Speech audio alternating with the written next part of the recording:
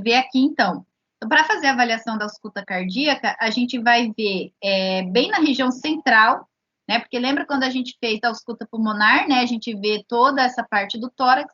Cardíaca é bem mais na região central mesmo, tá? Então, a gente tem aqui, ó, a válvula, né? A aórtica, a tricúspide, tá? A válvula pulmonar e a mitral. A primeira agulha que a gente ausculta, né, quando faz o barulhinho, é da tricúspide e da mitral, né, gente? Isso. Tá? Então, são dessas duas válvulas aqui, a primeiro barulhinho, né, o tu. E daí, o segundo que a gente ausculta vai ser da válvula pulmonar e da aórtica. Então, quando a gente coloca aqui, para a gente auscultar esses pontos, né, a gente vai variando do foco aórtico, foco pulmonar, que é, então, os lados ali e os nomes que tem para a gente estar avaliando.